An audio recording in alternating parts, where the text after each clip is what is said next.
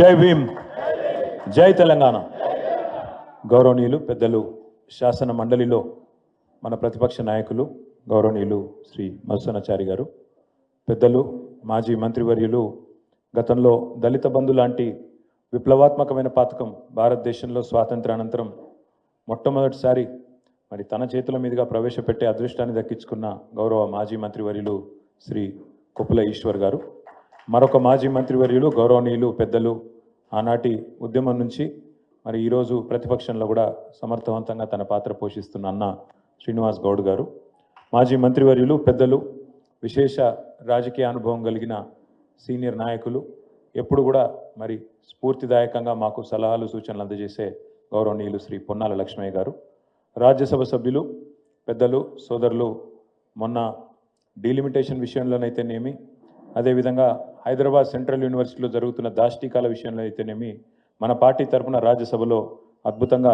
ప్రసంగించిన గౌరవనీయులు వద్దిరాజు రవిచంద్ర గారు, ఒక పోలీస్ అధికారిగా అత్యున్నత స్థాయిలో అడిషనల్ డైరెక్టర్ జనరల్ ఆఫ్ పోలీస్గా పనిచేస్తూ ఇంకా 8 సంవత్సరాల అనుభవం, 8 సంవత్సరాల అక్కడ అవకాశం ఉన్నా, సర్వీస్ ఉన్నా దాన్ని వదిలిపెట్టి ఇవాళ అధికార పార్టీ ఏ ఆఫర్ కావాలంటే ఆ ఆఫర్ ఇస్తానంటే కూడా అవన్నీ పక్కన పెట్టి కేసీఆర్ గారి నాయకత్వంలోనే తెలంగాణకు సంపూర్ణ న్యాయం జరుగుతుందని చెప్పి వాళ్ళ మనతో పాటు ఒక సైనికుడిలా ముందుకు పరుగు పెడుతున్న గౌరవనీయులు ఆర్ఎస్ ప్రవీణ్ కుమార్ గారు, తమ్ముడు ఎస్సీ ఎస్టీ కమిషన్ మాజీ అధ్యక్షుడు సోదరుడు ఎర్రోల శ్రీనివాస్ గారు, పెద్దలు శ్రీమతి తుల ఉమ గారు, కరీంనగర్ జిల్లా పరిషత్ మాజీ అధ్యక్షులు, మాజీ మంత్రివర్యులు రాయేశం గౌడ్ గారు, మాజీ రాజ్యసభ సభ్యులు పెద్దలు చంద్రశేఖర్ రెడ్డి గారు, ఎమ్మెల్సీ దాసోజి శ్రవణ్ గారు, తమ్ముడు బాల్కా సుమన్ గారు, ఇంకా రాజీవ్ సాగర్ గారు, మాజీ ఎమ్మెల్సీ సోదరులు సుభాష్ రెడ్డి గారు, వేదిక పైన ఆసీనులైన ఎంఎన్సీ నన్న ఇంకా అందరికీ పేరు పేరున, అదేవిధంగా వేదిక ముందు ఆసీనులైన పెద్దలకు, పత్రికా మిత్రులకు పేరు పేరున అందరికీ హృదయపూర్వకంగా డాక్టర్ బాబాసాహెబ్ 135వ జయంత్యుత్సవ శుభాకాంక్షలు మీ అందరికి కూడా తెలియజేసుకుంటా ఉన్నాను. ముందుగా డాక్టర్ బాబాసాహెబ్ గురించి పెద్దలు చెప్పిన అన్ని విషయాలతో ఏకీభవిస్తూ ఒక 2 విషయాలు వారి గురించి నాకు తెలిసినవి, నేను అధ్యయనం చేసినవి మీ ముందు పెట్టాలనుకుంటా ఉన్నాను. మొన్న చెన్నైలో తమిళనాడు ముఖ్యమంత్రి ఎంకే స్టాలిన్ గారు ఈ దక్షిణాది రాష్ట్రాలకు, ముఖ్యంగా ఈ దేశంలో చాలా ప్రోగ్రెసివ్గా ముందుకు పోతున్న రాష్ట్రాలకు కేంద్ర ప్రభుత్వ వైఖరి వల్ల ఇప్పుడు ఏదైతే డీలిమిటేషన్ అని చెప్పి మన గొంతు కోసే ప్రయత్నం చేస్తున్నారో, గొంతు నొక్కే ప్రయత్నం చేస్తున్నారో దానికి సంబంధించి ఒక సమావేశం పెడుతున్నాం, మీరు మీ పార్టీ తరఫున మరి ప్రతినిధులను పంపండి అని మన పార్టీ అధ్యక్షులు పెద్దలు కేసీఆర్ గారికి వారికి ఉత్తరం రాయడం జరిగింది. సరే, కేసీఆర్ గారు నాతో పాటు వర్కింగ్ ప్రెసిడెంట్గా నాతో పాటు మన రాజ్యసభ సభ్యులందరినీ కూడా ఆ సమావేశానికి హాజరుగమ్మని చెప్పి మమ్మల్ని పంపించడం జరిగింది.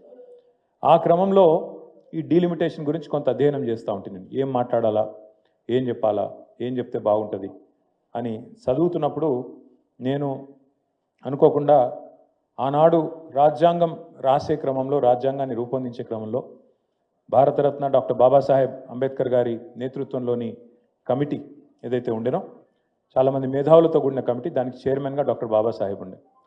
సో ఆ కమిటీ ప్రతి అంశాన్ని సునిశ్చితంగా లోతుగా పరిశీలిస్తూ ఏం చేయాలి, ఏమేం పొందుపరచాలి, మరి ఎన్నో కోట్లాది మంది ఆశలతో ముడిపడ్డ ఈ దేశం, దేశ భవిష్యత్తు, మరి ఇన్ని రకాల వైవిధ్యాలు ఉన్న దేశం, ఇన్ని భాషలు, ఇన్ని మతాలు, ఇన్ని కులాలు, ఇన్ని ఉపకులాలు, ఇన్ని సంస్కృతులు, ఇన్ని ఉన్న దేశం కాబట్టి దీన్ని ఐక్యంగా ఎట్లుంచాలి, ముందుకు ఎట్లా తీసుకుపోవాలి అని ఆలోచించే క్రమంలో ఆ కాన్స్టిట్యూయెంట్ అసెంబ్లీ డిబేట్స్ అని జరిగినాయి ఆనాడు. అంటే ఆ రోజు ప్రతిదాన్ని చాలా ప్రజాస్వామికంగా, ప్రజాస్వామ్య స్ఫూర్తితోని ఏ అంశమైనా లోతుగా చర్చించి ఫైనల్గా రాజ్యాంగంలో పొందుపరిచినారు. ఆ రాజ్యాంగంలో పొందుపరిచే క్రమంలో ఒక చర్చ జరుగుతుంది. కొత్త రాష్ట్రం భారతదేశంలో ఏర్పాటు కావాలి అంటే ఎట్లా జరగాలి, రాజ్యాంగం దానిలో ఏ రకంగా రాజ్యాంగం మనం దీన్ని అర్థం చేసుకోవాలని చెప్పి చర్చ జరుగుతుంది. చర్చ జరిగితే కొంతమంది అందులో సభ్యులు మాట్లాడుతూ ఏ రాష్ట్రం నుంచి అయితే వేరుపడదలుచుకున్నారో ఆ రాష్ట్రం యొక్క అనుమతి ఉంటేనే, ఆ రాష్ట్రం యొక్క శాసనసభ తీర్మానం చేస్తేనే వేరుపడాలి, లేకపోతే కుదరదు అని కొంతమంది వాళ్ళు ప్రపోజ్ చేస్తారు, ప్రతిపాదిస్తారు. దాని మీద చర్చ చాలా జరుగుతుంది, 2 రోజులు 3 రోజులు చర్చ జరుగుతుంది. ఆఖరికి చైర్మన్గా డాక్టర్ బాబాసాహెబ్ అంబేద్కర్ గారు ఒక మాట చెప్తారు. ఇద్దరు అన్నదమ్ముళ్ళు ఉంటే చిన్నవాడు నాకు అన్యాయం జరుగుతుంది నేను ఏరుపడతా అంటే పెద్దవాడు అనుమతి కావాలంటే కుదరది. మందబలంతో మరి నాకు సంఖ్య ఉంది కదా, నేను పెద్దవాడిని కదా, నాకు శక్తి ఉంది కదా, కాబట్టి నేను చిన్నవాడిని శాశ్వతంగా తొక్కి పెడతా అంటే ఆ చిన్నవాడికి ఎన్నటికి కూడా న్యాయం జరగది. ఇదే సూత్రం కొత్త రాష్ట్రానికే కాదు, అల్పసంఖ్యాకులుగా ఉండే మైనారిటీలకు వర్తిస్తుంది, తక్కువ సంఖ్యలో ఉండే మరి ఇతర వర్గాలకు కూడా వర్తిస్తుంది. అదే మాదిరిగా అంటే దానికి ఒక అద్భుతమైన మాట వాడతారు వారు, టిరనీ ఆఫ్ మెజారిటీ.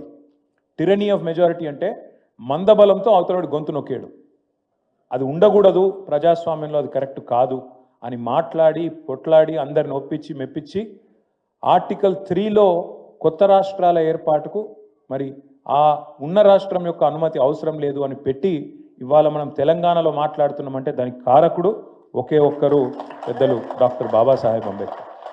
అంటే ఆయన ముందు చూపు గురించి చెప్పడానికి అంటే ఆయన దశాబ్దాల తర్వాత వచ్చే పరిణామాలను కూడా ఊహించి ఎట్లా అర్థం చేసుకోవాలి భారత సమాజాన్ని ఆలోచించి తర్కంతోని లాజికల్గా ఆయన తీసుకున్న ఆనాటి ఒక నిర్ణయం మనకు అల్టిమేట్గా రాష్ట్రం ఏర్పడడానికి దోహదపడ్డది. కానీ ఇవాళ 78 సంవత్సరాలు స్వాతంత్రం వచ్చిన తర్వాత, రాజ్యాంగం అమల్లోకి వచ్చిన తర్వాత దాదాపుగా మరి 73 సంవత్సరాలు. ఒకసారి మనం ఆలోచించాల్సిన అవసరం ఉంది.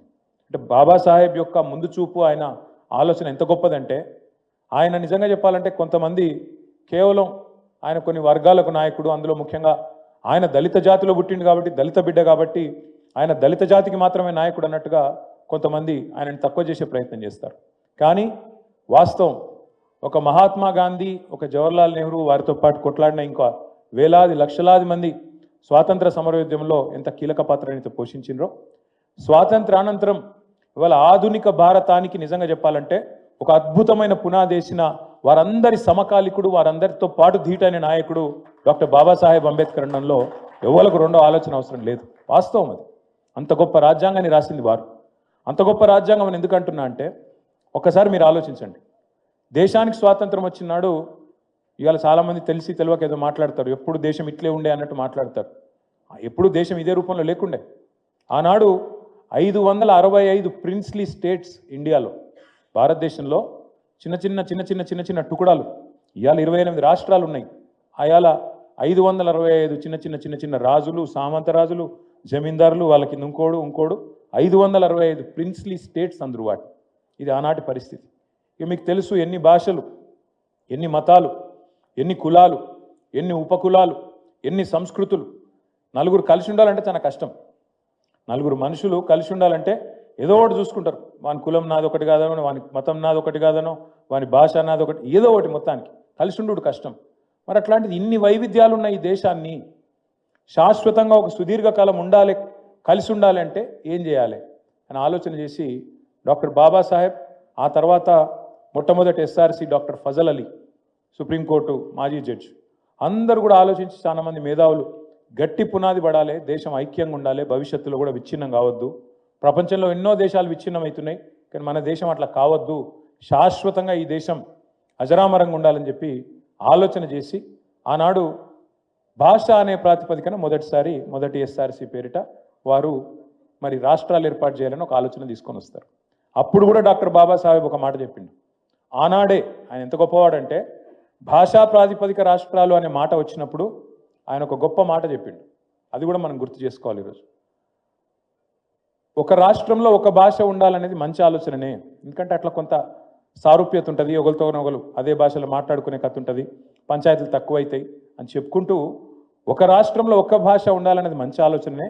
కానీ ఖచ్చితంగా ఒక భాష ఒకటే రాష్ట్రంలో ఉండాలన్నది మాత్రం తప్పు. అవసరమైతే ఒక భాషకు 4 రాష్ట్రాలున్నా తప్పులేదు, 5 రాష్ట్రాలున్నా తప్పులేదు అని చెప్పి ఆనాడే మన తెలంగాణ ఏర్పాటుకు కూడా ఆనాడే అంత దూరం ఆలోచించి, అంటే తెలంగాణ అనే కాదు ఎవరైనా సరే అవసరమైతే అడ్మినిస్ట్రేటివ్ కన్వీనియన్స్ కోసం, పరిపాలన సౌలభ్యం కోసం చిన్నగా ఉంటే తప్పేం లేదని ఆలోచన చేసిన నాయకుడు డాక్టర్ బాబాసాహెబ్. బాబాసాహెబ్ అంబేద్కర్ గారి గొప్ప నాయకత్వంలో, వారి ఆలోచనలో ఆనాడు న్యాయశాఖ మంత్రిగా వారు తీసుకున్న కొన్ని నిర్ణయాల వల్ల అల్టిమేట్గా భారత రాజ్యాంగం ఒక పటిష్టమైన పునాది మన దేశానికి వేసింది. ఇవాళ కూడా అదే రాజ్యాంగం, పాలకులు మారచ్చు, పాలకులు అప్పుడప్పుడు తప్పులు చేయొచ్చు, పాలకులకు అప్పుడప్పుడు కొన్ని వేరే వేరే ఆలోచనలు రావచ్చు. కానీ అల్టిమేట్గా ఆ రాజ్యాంగం దాన్ని కాపాడాల్సిన వ్యవస్థలు పటిష్టంగా ఏర్పాటు చేసి, అంటే ఇవాళ మీరు చూసినారు నిన్న సుప్రీంకోర్టు నిన్న ఒక తీర్పు ఇచ్చింది. తమిళనాడు గవర్నర్ గారు ఒక 12 బిల్లులు అక్కడి రాష్ట్ర మంత్రివర్గం ఆమోదించి 12 బిల్లులు పంపింది. ఏది గవర్నర్ గవర్నర్ ఏం చేసిండు, నా ఇష్టం నేను దీన్ని సంతకం పెట్టా అని చెప్పి 7 నెలల్లో 10 నెలల్లో ఆయన కింద పెట్టుకున్నాడు, కూర్చున్నాడు. సంతకం పెట్టలే, నేను పెట్టా అన్నాడు. అల్టిమేట్గా ఏమైంది, తమిళనాడు ప్రభుత్వం విధి లేక సుప్రీంకోర్టుకు పోయింది. మనకు కూడా గతంలో అయింది, మీకు యాదకు ఉండాలి. మనం పంపిన బిల్లులు కూడా ఇట్లే పైకి వెళ్ళి ఫోన్ రాకపోతే మోడీయో అమిత్ షానో ఫోన్ చేయకపోతే నేను చెయ్యా, ఎందుకంటే మీరు వాళ్ళు మాతో ఒకటిగా లేరు కాబట్టి మేము చెయ్యమని చెప్పి గతంలో కాంగ్రెస్ ఉన్నప్పుడు అదే పని చేసింది. ఇప్పుడు బీజేపీ ఉన్నప్పుడు గవర్నర్ల వ్యవస్థను అట్లే దుర్వినియోగం చేస్తూ ఉన్నారు. చేస్తే తమిళనాడు ప్రభుత్వం నిన్న కోర్టుకు పోయింది, సుప్రీంకోర్టు తీర్పునిస్తూ స్పష్టంగా చెప్పింది, భారత రాజ్యాంగం ప్రకారం గవర్నర్ పాత్ర చాలా చిన్నది. అల్టిమేట్గా ప్రజాస్వామ్య దేశంలో ప్రజలు ఎన్నుకున్న ప్రభుత్వాన్ని ఫైనల్ వర్డ్ కావాలి. వాళ్ళు ఏదైనా బిల్లు పంపితే నువ్వు ఫలానా రోజుల్లో గిన్ని రోజుల్లో నువ్వు సంతకం పెట్టాలి, అంతే తప్ప నీకు అంతకంటే పెద్ద పాత్ర లేదు అని చెప్పి నిన్నటికి నిన్న సుప్రీంకోర్టు ఒక సంచలనమైన తీర్పునిచ్చింది. ఇది ఎందుకు చెప్తా ఉన్నా ఈ మాట అంటే, ఇవాళ ఏ పరిస్థితుల్లో 78 ఏళ్ల తర్వాత ఏ సందర్భంలో వ్యవస్థల మధ్యన పోటీ లాంటిది వచ్చినా మళ్ళీ అల్టిమేట్గా అందరు రాజ్యాంగం దిక్కే చూస్తారు. రాజ్యాంగంలో పొందుపరిచింది ఏంది, రాజ్యాంగంలో బాబాసాహెబ్ ఏం రాసిండు, దానిలో ఏమున్నది, దాని ప్రకారం ఫైనల్గా దాని ప్రకారమే పోవాలి అనే పద్ధతుల్లో 78 సంవత్సరాల తర్వాత కూడా స్వాతంత్రానంతరం రాజ్యాంగమే మనల్ని కాపాడుతున్నది. తులవమ్మ గారు మాట్లాడుతూ ఒక మాట అన్నారు, ఇవాళ మనందరం ఇక్కడ నిలబడ్డామంటే మాట్లాడుతున్నామంటే అని.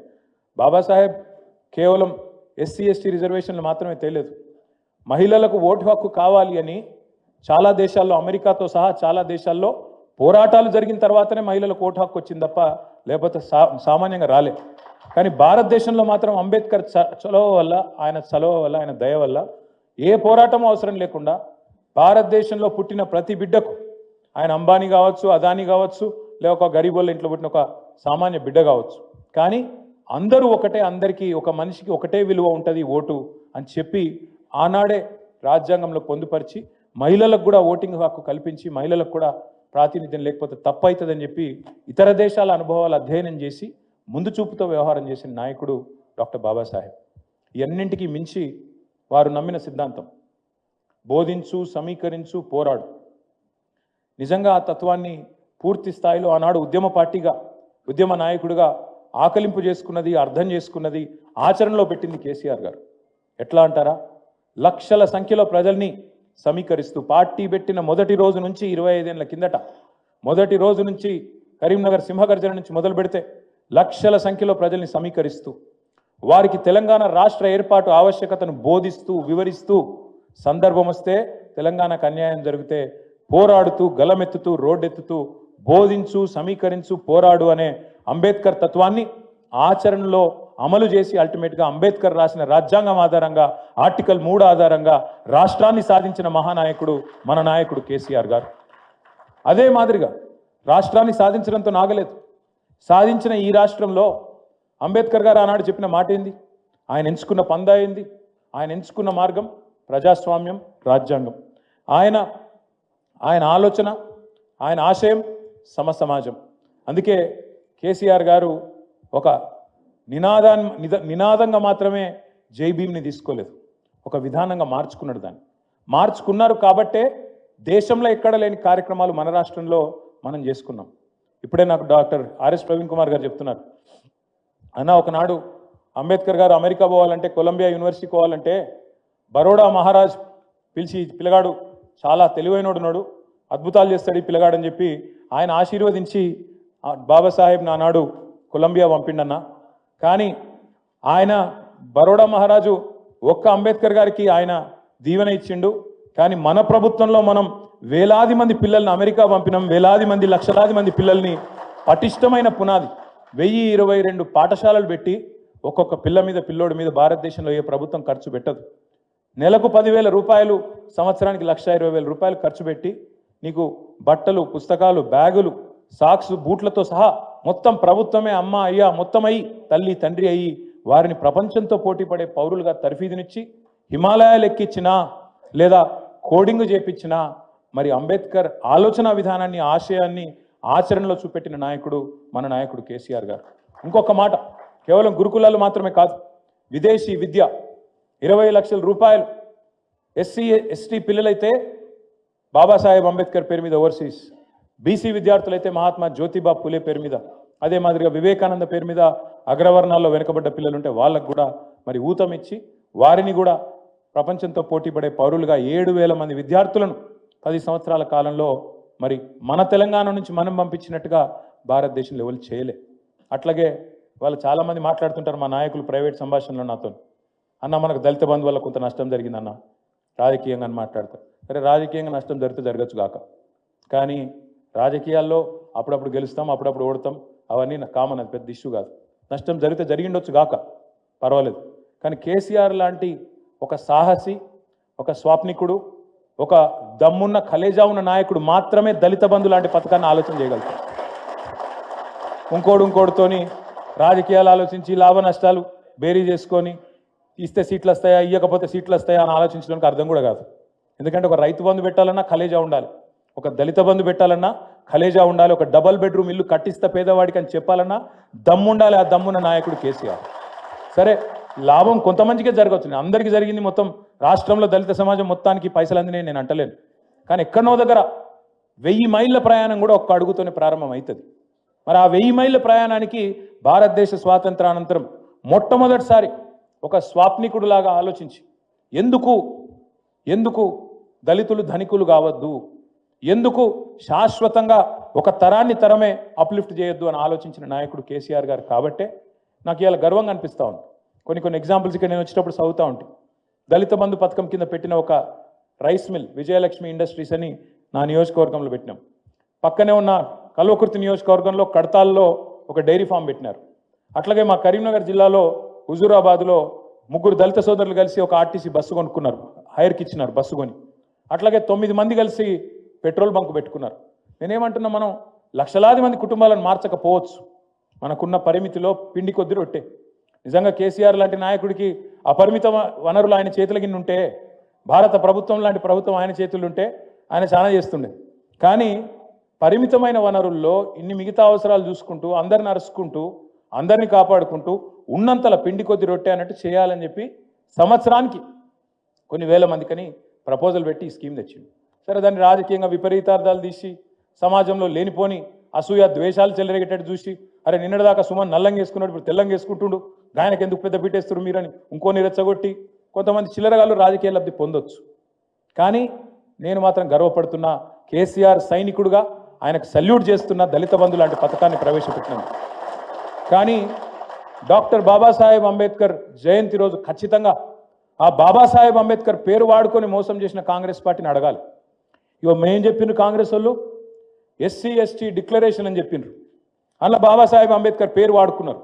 ఏమన్నారు, కేసీఆర్ 10 లక్షలు ఇస్తుండు దళిత బంధు అని, మేము 12 లక్షలు ఇస్తాం అని చెప్పి మల్లికార్జున్ ఖార్గే సాబ్తో చెప్పించారు. చిన్న చితిక వ్యక్తి కాదు, all India Congress committee president, భారత జాతీయ కాంగ్రెస్ అధ్యక్షుడు మల్లికార్జున్ ఖార్గే సాబు చేవెళ్ళకొచ్చి ఎస్సీ ఎస్టీ డిక్లరేషన్ అని రిలీజ్ చేసి 12 లక్షలు ఇస్తామని చెప్పిండు. నేను అడుగుతున్నా రేవంత్ రెడ్డి గారిని, 2 బడ్జెట్లు పెట్టినావు అంటే 40% టైం అడిచిపోయింది, ఇంకెప్పుడు పెడతావు అంబేద్కర్ అభయ హస్తం, ఎప్పుడు ఇస్తావు 12 లక్షలు? 12 లక్షలు కాదు కదా, నాకైతే తెలుసు, మీకు కూడా తెలుసు, రాష్ట్రంలో ఉన్న దళితులందరికీ అర్థమైపోయింది, 12 రూపాయలు కూడా ఇవ్వడు వీడు, పచ్చి దొంగ. ఇంకొక మాట, 6 లక్షలు ఇస్తా అని చెప్పిండు. 5 లక్షలు కాదు డబుల్ బెడ్రూము, 6 లక్షలు ఇస్తా నేను, మిగతా వాళ్ళకి 5 లక్షలు ఇస్తా, ఎస్సీ ఎస్టీలకు 6 లక్షలు ఇస్తా అని చెప్పిండు. మరి నేను అడుగుతున్నా ఇవాళ డాక్టర్ బాబాసాహెబ్ జయంతి సందర్భంగా, ఏమైంది నీ 6 లక్షల మాట? ఎక్కడ పోయింది? ఖార్గే గారు ఎక్కడున్నారు? రాహుల్ గాంధీ ఎక్కడున్నాడు? మీరు చెప్పిన కథలేమాయే ఎస్సీ ఎస్టీ డిక్లరేషన్ ఇంకా చాలా చెప్పిర్రు. నేను 2 అడుగుతున్నా. ఏమన్నారు ఆ రోజు? అసైన్డ్ భూముల పునరుద్ధరణ, సమాన హక్కులు, పట్టాలు ఇస్తామన్నారు అసైన్డ్ భూములకు. మరి ఇలా భూభారతో ఏదో మొదలుపెట్టిర్రు. ఇస్తావా? అసైన్డ్ భూములకు నువ్వు చెప్పినట్టు పట్టాలు ఇస్తావా లేదా చెప్పాలి రేవంత్ రెడ్డి అని నేను డిమాండ్ చేస్తా ఉన్నా. అట్లాగే మీరు చెప్పినారు ప్రత్యేక రిజర్వేషన్లు కల్పిస్తామని చెప్పారు. అట్లాగే కాంట్రాక్టులలో కూడా బ్రహ్మాండంగా మరి జనాభా దామాషా ప్రకారం దళితులకు గిరిజనులకు 18%, అదేవిధంగా 10%, 28% ప్రభుత్వ కాంట్రాక్టులలో కూడా మీకు వాటా కల్పిస్తామని చెప్పిండ్రు. బీసీలకు 42% అన్నారు, ఎస్సీ ఎస్టీలకు 28% వాటా కల్పిస్తామని చెప్పిండ్రు. నేను అడుగుతున్నా ముఖ్యమంత్రి గారిని, కాంగ్రెస్ ప్రభుత్వాన్ని, మీ చేతుల లేనియేమో ఢిల్లీ దాకా పోయి ఏందో చెప్పినట్టు యాక్టింగ్ చేస్తారు. మరి ఇవన్నీ నీ చేతుల్లోనే ఉన్నాయి కదా. 18% ఇచ్చేది, 10% ఇచ్చేది, 42% ఇచ్చేది బీసీలకు, ఇవన్నీ నీ చేతుల్లో పెట్టుకొని అవి ఎందుకు చేయవు? మరి చెప్తివి కదా, నువ్వే చెప్తివి, మేము అడుగుతలేం. ఇంకొక పెద్ద మాట చెప్పిండు, అంబేద్కర్ గారు నమ్మింది, బలంగా విశ్వసించింది, అల్టిమేట్గా ఈ దేశం మంచిగా ఉండాలి అంటే అందరూ బాగుండాలి, అన్ని కులాలు అన్ని మతాలు బాగుండాలి, సమసమాజం రావాలి, కులము మతం అనే పిచ్చిలేని సమాజం రావాలని కోరుకున్నాడు ఆయన. అందుకే ఆయన నమ్మింది బలంగా విద్యను. ఆయన కానీ జ్యోతిబా ఫూలే కానీ సావిత్రిబాయి ఫూలే కానీ బలంగా నమ్మింది విద్యను. విద్యనే వికాసానికి దారితీస్తుంది, అల్టిమేట్గా వికాసంతోనే సమసమాజం ఏర్పడుతుంది అనేది వాళ్ళ సూత్రీకరణ. మరి మీరు చెప్పినారు విద్యా జ్యోతుల పథకం అని చెప్పింది వీళ్ళు కాంగ్రెస్ వాళ్ళు. ఎస్సీ ఎస్టీ డిక్లరేషన్లో 10వ తరగతి పాస్ అయితే 10,000, ఇంటర్మీడియట్ పాస్ అయితే 15,000, గ్రాడ్యుయేషన్ పూర్తి చేస్తే 25,000, పీజీ చేస్తే 1,00,000, ఎంఫిల్ పిహెచ్డి చేస్తే 5 లక్షలు. ఒక్కలకాన్ని ఇచ్చిరా? 2 ఏళ్ళ. ఇవాళ డాక్టర్ బాబాసాహెబ్ జయంతి తరపున నేను అడుగుతా ఉన్నా, జయంతి రోజు అడుగుతా ఉన్నా, ఎస్సీ ఎస్టీ డిక్లరేషన్ ఒక్కటి అమలైందా? ఇలా కనీసం 0.1% అమలు చేస్తేవా? అందుకే ఖార్గే గారు మీరు చెప్పాలి సమాధానం. ఇక్కడ ఉన్న రేవంత్ రెడ్డి అంటే చిల్లరగాడు, ఆయన చేయడు, మాకు తెలుసు, ప్రజలకు అర్థమైపోయింది. కానీ ఖార్గే గారు చెప్పాలి, ఆల్ ఇండియా కాంగ్రెస్ కమిటీ అధ్యక్షుడు, ఎస్సీ ఎస్టీ డిక్లరేషన్ కోసం ఆనాడు మీరు వచ్చి చెప్తే ఇక్కడ దళిత జాతి నమ్మింది, మీరు వచ్చి చెప్పితే ఇక్కడ గిరిజనులు నమ్మినరు, మీకు నమ్మి ఓటేసి ఇలా అధికారం ఇచ్చిండ్రు. రేవంత్ రెడ్డి లాంటి వాడు చెప్తే నమ్మలే. అందుకే మిమ్మల్ని పిలిపించుకున్నాడు. బీసీ డిక్లరేషన్కి సిద్ధరామయ్య గారిని, ఎస్సీ ఎస్టీ డిక్లరేషన్కి ఖార్గే గారిని, రైతు డిక్లరేషన్కి రాహుల్ గాంధీ గారిని, యూత్ డిక్లరేషన్కి ప్రియాంక గాంధీ గారిని, మొత్తం మేనిఫెస్టోకు సోనియా గాంధీ గారిని, ఉన్న కాంగ్రెస్ నాయకులందరినీ ఢిల్లీకి వెళ్ళి దించి వీళ్ళు చెప్తే నమ్మతలేరు, లోకల్ వాళ్ళు వీళ్ళు బట్టెబాజుగాళ్ళని తెలుసు కాబట్టి పెద్ద పెద్ద వాళ్ళని పిలిచిగో ఇట్లాంటి విడుదల చేశారు. ఇవాళ మనం ఆలోచించాల్సింది, మనం అర్థం చేసుకోవాల్సింది, ఇన్ని రకాల మోసం చేసి గద్దెనెక్కితే బాబాసాహెబ్ అన్ని పెట్టిండు అంబేద్కర్ గారు, ఒక్కటి మర్చిపోయిండు. ఇది నేను తప్పుగా అర్థం చేసుకోవద్దు. ఇట్లాంటి లంగలు దొంగలు ఓటేసి రాజ్యంలోకి వచ్చినాక అధికారంలోకి వచ్చిన తర్వాత వీళ్ళని ఎట్లా దించాలని మాత్రం మర్చిపోయింది సార్. ఎందుకంటే గింత దొంగలు ఉంటారని తెలియదు ఆయన. మమ్మల్ని అడుగుతున్నారు, నేను ఉత్తగా చెప్తలేను, నేనేదో బాధతో అని చెప్తలేను. నేను మొన్న ఇక్కడికి వస్తున్న భవన్కు గిడ సిటీ సెంటర్ కాడ 2 నెలల కిందట ఒక ఆటో ఆయన వచ్చిన పక్కకు ఆగిండు. నేను ఉత్తగా కూడా చెప్తున్నా, అమ్మతో జరిగింది చెప్తున్నా. పక్కకు వచ్చి ఆగిండు, అద్దం దించు అన్నాడు. దించే వరకు సాబ్ కేసే అన్నాడు. అంటే నేను వచ్చాము ఆప్కా నామ్ అంటే మహమూద్ అన్నాడు. సరే మహమూద్ భాయ్ క్యా చల్ రా అంటే క్యా సాబ్ సబ్ బర్బాదే అన్నాడు. బర్బాద్ అంటే ఏమైంది భయ్ అంటే, అరే ఇస్సే పहले 2000 मिलता था दिन में, आज 1000 भी नहीं मिला, मैं क्या करूँ, क्या करेंगे फिर महमूद भाई అంటే क्या कुछ नहीं कर सकते क्या साहब అన్నాడు. क्या करूँ, एक ఓట్ का सजा 5 साल है ना महमूद भाई, ఒకసారి ఓటేస్తే 5 ఏళ్ళు శిక్ష కదా, ఏం చేయాలి అన్న. నేను कोई तरकीब नहीं है क्या साहब అంటుండు. అంటే ఏమైనా ఉపాయం లేదా సార్ అంటుండు. ఇక మరి రాజ్యాంగంలో ఒక్క ఉపాయం మర్చిపోయిండు. డాక్టర్ బాబాసాహెబ్ కూడా ఆ ఊహించుంటాడు, గిసొంటి లంగలు ముఖ్యమంత్రులు అవుతారు, గిసొంటోళ్ళు ప్రధానమంత్రులు అవుతారని. పాపం ఆయన మంచోడు కాబట్టి ఆలోచన రాలే, ఆలోచించిండు కానీ రీకాల్ వ్యవస్థ పెట్టలే. నిజంగా ఇవ్వాల నేను చెప్తున్నా, తెలంగాణలో ఇప్పుడు ఎలక్షన్ల కింద పెడితే తుఫాను వాతావరణంలో బీఆర్ఎస్ పార్టీ అధికారంలోకి వస్తుంది పక్క. ఇది నా మాట కాదు. మీరు ఇవాళ ఇక్కడికి వెళ్ళి బయట పోయి రోడ్డు మీద ఉత్తగా 10 నిమిషాలు టైంపాస్ నిలబడరు, రాంగ పొంగ పోయేటలో పట్టుకోండి. ఎవరైనా సరే కులం మతం ఏదన్నా కానీ ఆటో ఆయనకి వెళ్ళి మొదలు పెడితే అంతరిక్షంలోకి పంపి రాకెట్లు తయారు చేసి ఆయన దాకా అడుగురి, ఏం సంగతి అన్న, ఎవరో కొట్టెత్తావు మరి ఏం సంగతి అంటే వీని జల్దీ పంపిర్రు ఏదైనా చేసి అంటారు. నేనేమంటున్నా అంటే దయచేసి మిమ్మల్ని ఆలోచించమని కోరేది కూడా, నేను సుప్రీంకోర్టు తీర్పు బాగుంది, గవర్నర్లకు కట్టడి చేసింది, మరి మన స్పీకర్లకు కట్టడి చేయొద్దా? 10 మంది మన టికెట్ మీద గెలిచిన వాళ్ళు ఇవాళ రేవంత్ రెడ్డి సంకల కూర్చుంటే స్పీకర్ గారికి మనం షికాయత్ చేసి 14-15 నెలలు అయితే కూడా మరి ఆర్టికల్ 10ని ఇంత దారుణంగా అవమానిస్తుంటే, యాంటీ డిఫెక్షన్ ఆర్టికల్లో షెడ్యూల్ 10 మనం ఇంత దారుణంగా అవమానిస్తే మరి వారి మీద కూడా నియంత్రణ ఉండొద్దా? ఇట్లా డెఫినెట్గా వాళ్ళ బాబాసాహెబ్ స్ఫూర్తితో వారి ఆలోచన ధారలో. ఇంకొక మాట కూడా చివరిగా చెప్పి నేను ముగించాలి. నేను అమెరికాలో కొంతకాలం చదువుకున్నాను, కొంతకాలం పనిచేసినాను. ఈ రిజర్వేషన్ల అంశం వచ్చే వరకు భారతదేశంలో కొంతమంది కింద మీద అవుతుంటారు. ఎందుకు ఉండాలి రిజర్వేషన్లు, అర్జెంటుగా తీసేయాలి, మెరిట్ ఉండాలి, ఇవన్నీ మాట్లాడుతుంటారు. కరెక్టే, నువ్వు చెప్పేది కొంతవరకు సమంజసమే కావచ్చు. పెట్టింది 10 ఏళ్ళకి పెట్టిరు కదా, 20 ఏళ్ళకి పెట్టిరు కదా అని కూడా మాట్లాడతారు. కానీ అయిపోయిందా మరి? కావాల్సిన మార్పు, భారతదేశంలో రావాల్సిన మార్పు, మనం అనుకున్న పరిస్థితి నిజంగానే సమాజం వచ్చిందా? వచ్చింటే మీరు చెప్పేది కరెక్ట్, 10 ఏళ్ళకో 20 ఏళ్ళకో తీసేయాలనేది. కానీ వచ్చిందా? ఇవాళ కూడా, ఈ రోజుకి కూడా నిజంగా భారతదేశంలో మనిషిని మనిషిగా గౌరవించే పరిస్థితి వచ్చిందా? ఇంకెక్కువైంది. ఇతర మతం పేరిట పంచాయతీలు, పనికిమాలిన వ్యవహారాలు ఇంకెక్కువైనాయి. కులాంతర వివాహాలను ప్రభుత్వాలు ప్రోత్సాహకాలు ఇస్తుంటాయి. ఇంకా కూడా ఎన్ని ప్రోత్సాహకాలు ఇచ్చినా ఇంకా కూడా జరుగుతలేవు. ఇదంతా ఎందుకు చెప్తున్నా అంటే, రిజర్వేషన్లు అనగానే ఆ చట్రంలోనే బాబాసాహెబ్ను బిగించి ఆయనను చిన్నగా చేసి చూపెట్టే కార్యక్రమం కేవలం కొన్ని జాతులకు మాత్రమే న్యాయం చేసిండు, దేశానికి కాదు అనే ఒక బదనాం చేసే కార్యక్రమం ఏదైతే చేస్తున్నారో కొంతమంది. నేను చూసిన మొన్న అమిత్ షా అంటున్నాడు పార్లమెంట్లో, అంబేద్కర్ అంబేద్కర్ అంబేద్కర్ అంబేద్కర్ బోల్నా ఫ్యాషన్ హో గయా. బరాబర్ ఫ్యాషనే, తప్పేమున్నది?